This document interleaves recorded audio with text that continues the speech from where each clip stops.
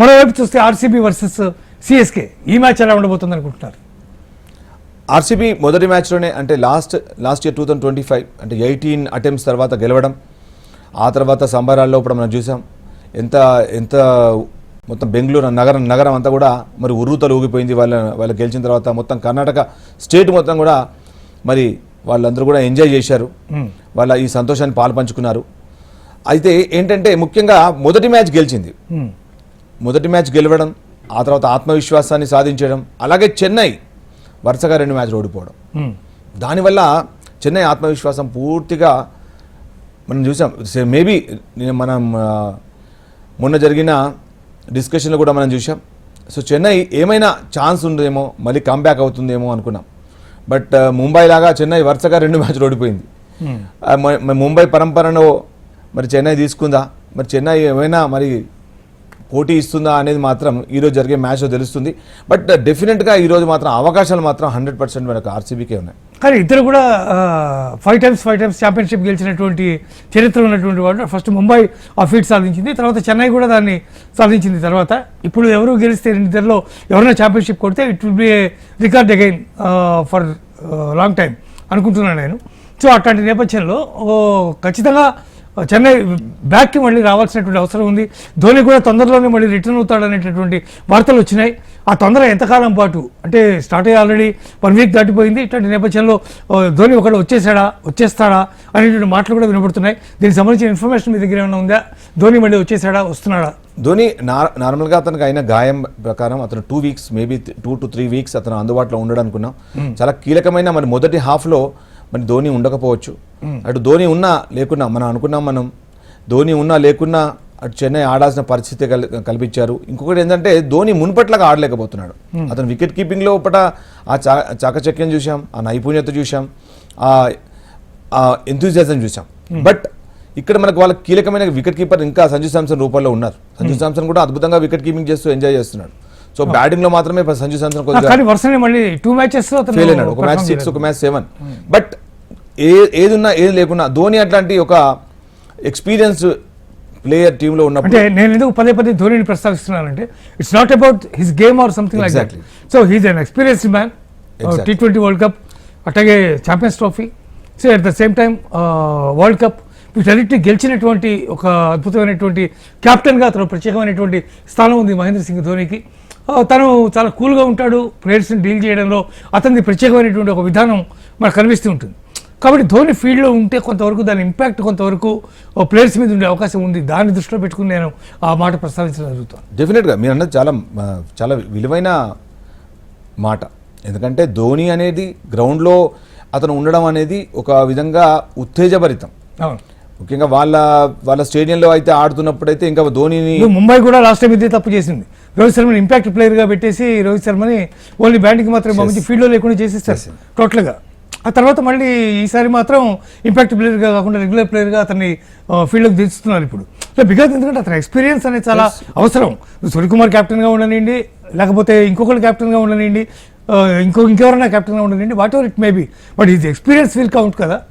Exactly, అతని experience చాలా కీలకం. మీరు అన్నట్టు అటు ధోని విషయంలో కానీ, అటు రోహిత్ శర్మ విషయంలో కానీ, వాళ్ళిద్దరు కూడా చాలా వరల్డ్ కప్లు ఆడారు. ఎన్నో అంతర్జాతీయ మ్యాచ్లు ఒంటి చేత్తో గెలిపించిన సందర్భాలు ఉన్నాయి, అటు ధోని కానీ అటు రోహిత్ శర్మ కానీ. సో వాళ్ళ విలువైన సలహాలు, వాళ్ళ గ్రౌండ్లో ఉండడం అనేది వాళ్ళకు బాధ్యతను పెంచుతూనే, అలాగే సలహాలు ఇవ్వడంలో వాళ్ళు ముందుంటారు.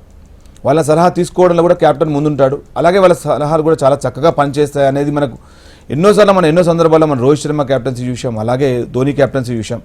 They have won so many events. Because why they have won? Because వాళ్ళకున్న వనరులను ఎలా ఉపయోగించుకోవాలనేది వాళ్ళకి చాలా చక్కగా తెలుసు. అలాగే ఏ సమయంలో ఎవరిని వాడుకోవాలి, ఏ విధంగా ఎలా ఆడాలి, అలాగే ఎలా గేర్స్ మార్చాలి అనేది ముఖ్యంగా రోహిత్ శర్మని మించిన ప్లేయర్ లేడు.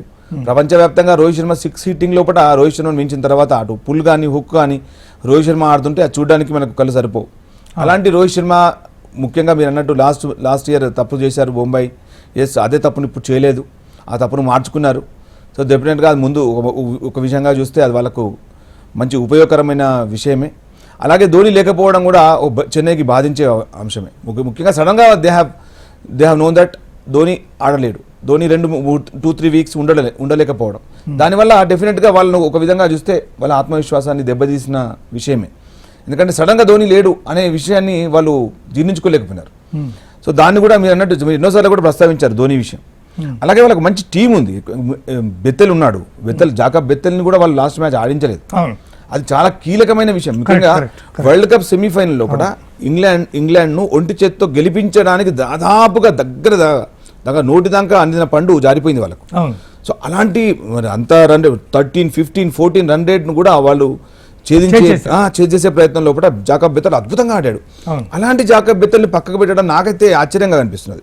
మేబీ జాకబ్ డఫీని తీసుకోవచ్చు, బట్ అతను ఒక బౌలర్గా తీసుకోవచ్చు, కానీ బ్యాటింగ్ చాలా కీలకం ఐపీఎల్ లోపల ముఖ్యంగా. ఎందుకంటే ప్రతి ఒక్కరు ఎక్కువ వెనుక ఒక మంచి ప్లేయర్ ఉన్నారన్నప్పుడు ముందర బ్యాటర్స్కి ఆత్మవిశ్వాసం ఉంటుంది. సో మేము అవుట్ అయినా కానీ వెనుక వాళ్ళు ఆడతారని ఒక పాజిటివ్ ఫ్రేమ్ ఆఫ్ మైండ్ తోటి ఆడతారు. అది లోపించింది చెన్నైకి. సంజు శాంసనే ఆడాలి. లాస్ట్ మ్యాచ్లో కూడా మరి 2-3 రాణించారు. అలాగే ముఖ్యంగా వాళ్ళకి అన్నిటికంటే ముఖ్యంగా మనకు అటు బెంగళూరుకి అలాగే చెన్నైకి చూసుకున్నప్పుడు అటు చెన్నై లోపల ఆ విధమైన వెసులుబాటు లేకుండా పోయింది చెన్నైకి. Chennai needs a batter. Chennai needs ఒక సంజు శాంసన్కి బాగా బాధ్యత వేశారు. సంజు శాంసన్ 2 మ్యాచ్లో విఫలమైనాడు.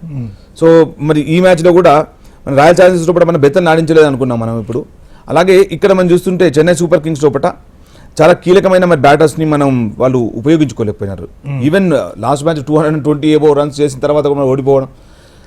సో వాళ్ళకి they need more than A batter. ఒక బ్యాటర్ చాలా కీలకంగా మారాలి, చాలా ఎక్కువగా పరుగులు సాధించాలి, ఈవెన్ చేజింగ్ చేసే సమయాల్లో కూడా ఆదుకోవాలి. అలాంటి బ్యాటర్ ఎవరైనా మరి మళ్ళీ అంటే ఉన్న బ్యాటర్స్లోనే ఎవరైనా ఉంటారు. సో వాళ్ళు ఈ విధమైన ఈ మ్యాచ్ లోపల ఆర్సీబీతో మ్యాచ్ లోపల చాలా కీలకంగా వ్యవహరించే అవకాశం ఉంటుంది.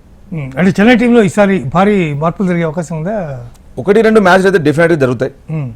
సో మ్యాట్ హెన్రీ అతను he's a very good bowler. అతను కానీ హెన్రీ ఎందుకో ఫెయిల్ అవుతున్నాడు ఈ టోర్నమెంట్లో. హెన్రీ ఎందుకు ఫెయిల్ అవుతున్నాడు అంటే మునుపు అంటే ఇంతకుముందు ఇండియన్ టీం లోపల హెన్రీని చాలా ఎక్కువగా వాల్యూ ఇచ్చేవాళ్ళు. మీరు ఇషాన్ కిషన్ అబ్జర్వ్ చేయండి. న్యూజిలాండ్ సిరీస్లో అంటే T20 వరల్డ్ కప్ ముందు న్యూజిలాండ్ ఇండియాలో సిరీస్ ఆడింది. ఆ సిరీస్ లోపల మ్యాట్ హెన్రీ మొదటి మ్యాచ్ అలా బాగానే వేశాడు.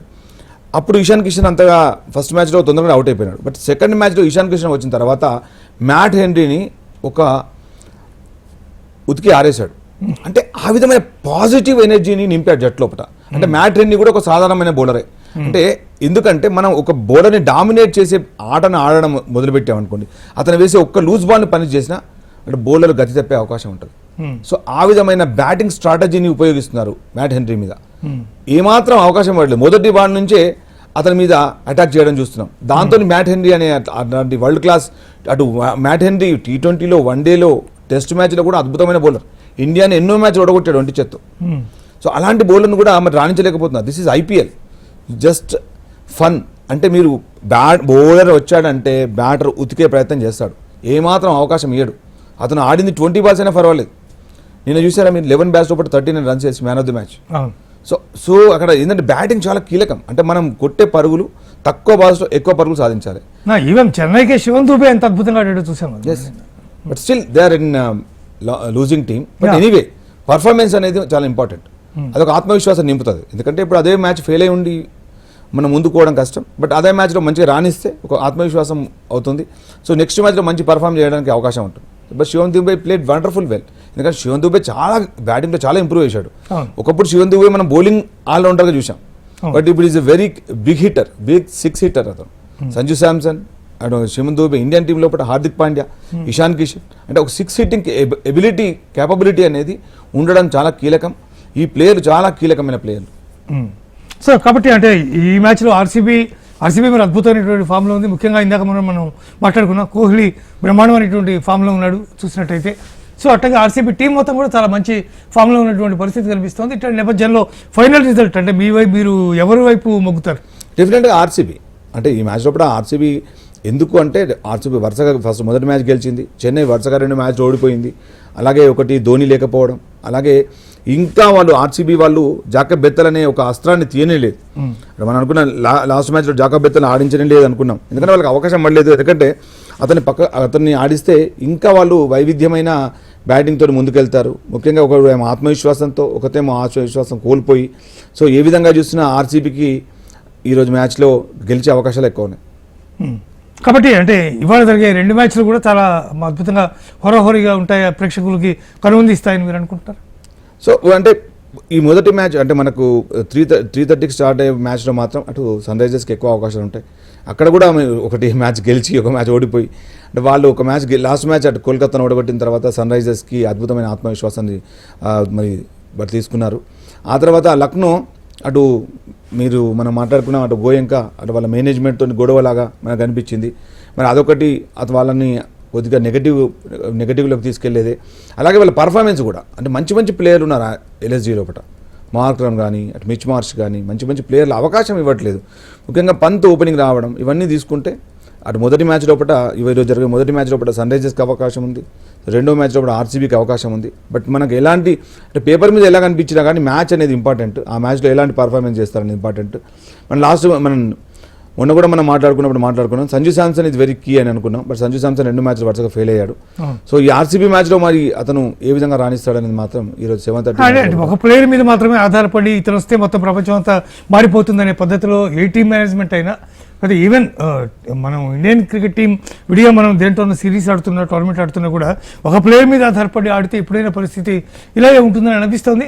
సంజు శాంసన్ కూడా బాగా తీవ్రమైనటువంటి ఒత్తిడిలోకి నెట్టేశారేమో అనే అభిప్రాయం కలుగుతుంది. అంటే అతను ఇప్పటివరకు మనం చూస్తున్నటువంటి విధానం చూస్తే ఎప్పుడెప్పుడైతే ప్రెషర్ మౌంట్ అవుతుందో అప్పుడప్పుడల్లా అతను కంటిన్యూస్గా ఫెయిల్ అవుతూనే ఉన్నాడు.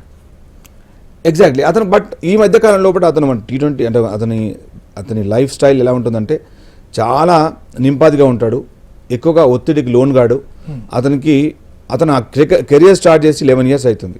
ఈ 11 ఇయర్స్ లోపల అతను ఎప్పుడు పడుతూ లేస్తూ అద్భుతమైన సెంచరీ సాధించిన తర్వాత సౌత్ ఆఫ్రికాతో సెంచరీ సాధించిన తర్వాత కూడా అతను వన్డే టీంలో లేడు. అతని వన్డే యావరేజ్ 56.7. అంటే ఇంత మంచి ఒక సెంచరీ అలాగే 3 50లు ఇలాంటి బ్యాటర్ని కూడా మరి సంజు శాంసన్ని మరి వన్డేలో పక్కకు పెట్టారు. ఆ తర్వాత కూడా అతను ఎప్పుడు కూడా నిరాశకు లోన్ కాలేదు. అలానే పడుతూ లేస్తూ అనుకుంటూనే అటు టీంలో ఉంటూనే ఎన్నో టోర్నమెంట్ లోపల ఎన్నో సిరీస్లో కూడా అతను మరి బెంచ్కే పరిమితమైనా కానీ అతను ఆత్మవిశ్వాసం కోల్పోలేదు. అతను ఎప్పుడు కూడా అవకాశం ఇచ్చినప్పుడల్లా నిరూపించుకునే ప్రయత్నం చేశాడు. బట్ ఈసారి మాత్రం వరుసగా కన్సిస్టెన్సీగా వరల్డ్ కప్లో రాణించడం మనం చూసాం. వరుసగా 3 50లు వెస్టిండీస్తో, న్యూజిలాండ్తో ఫైనల్లో, అంతకుముందు సెమీఫైనల్లో ఇంగ్లాండ్ తోటి అద్భుతమైన ఇన్నింగ్స్ ఆడాడు. ముఖ్యంగా వెస్టిండీస్తో ఆడిన ఇన్నింగ్స్ అయితే మీకు తెలుసు చాలా కీలకమైన మ్యాచ్. వరుసగా మనం మ్యాచ్ గెలవాలి. అలాంటి సందర్భాల్లో కూడా అతను ఒక 97 రన్స్ చేసి నాట్అవుట్ ఉండి ఆ తర్వాత ఇంగ్లాండ్ తోటి అద్భుతమైన ఇన్నింగ్స్ ఆడడం, అలాగే న్యూజిలాండ్తో ఫైనల్లో రాణించడం. మళ్ళీ ఒకసారి కన్సిస్టెన్సీ ఏమైందో ఏమో కానీ మళ్ళీ కన్సిస్టెన్సీగా 2 మ్యాచ్లు ఫెయిల్ అయ్యాడు. ఇప్పుడు మరి ఈ బెంగళూరుతో మ్యాచ్ లోపల ఈరోజు జరిగే మ్యాచ్ లోపల రాణిస్తాడా, మరి మళ్ళొకసారి తన పర్ఫార్మెన్స్ చూపిస్తాడా అనేది చాలా కీలకమైన విషయం. ఒకవేళ సంజు శాంసన్ రాణిస్తే మాత్రం మంచి స్కోర్ చేసే అవకాశం ఉంటుంది. అంటే ప్రధానంగా సంజు శాంసన్ మీదే ఆధారపడింది అనేది మీ ఫైనల్. ఎందుకంటే రుతురాజ్ గైక్వాడ్ ఇప్పుడు క్యాప్టెన్ అయినా కానీ అతను 2 మ్యాచ్లు రాణించలేదు. ఇంకోటి ఏదైనా మనకు తెలుసు అతను స్లోగా ఆడుతుంటాడు. అంటే ముఖ్యంగా T20 ఫార్మాట్ లోపల మొదటి బాల్ నుంచే వేగంగా ఆడే ప్రయత్నం చేయాలి. ఎందుకంటే వెనుక బ్యాటర్స్ ఉన్నారు. మనం మాట్లాడుకున్నాం దీని గురించి. రుతురాజ్ గైక్వాడ్ అసలు సెలక్షన్ టోటల్గా అసలు రాంగ్ ఏమో అనిపించేటటువంటి selection. He's a captain, he has to lead the team. ఒక కెప్టెన్కి ఎప్పుడు విలువ దక్కుతుందంటే అతను నాయకుడే ఉండాలి. నాయకుడు మంచి పర్ఫార్మెన్స్ చేస్తే మిగతా వాళ్ళందరూ కూడా అతని దారిలో నడుస్తారు. ఇవాళ జరిగే 2 మ్యాచ్లు కూడా చాలా బాగా జరగాలని, మంచి ఎంటర్టైన్మెంట్ రావాలని కోరుకుందాం. థ్యాంక్ యూ సో మచ్ అండి, మంచి విశ్లేషణ ఇచ్చినందుకు. ఇదే ఇవాల్టి IPL స్పెషల్ డిబేట్. చూస్తూనే ఉండండి HM TV.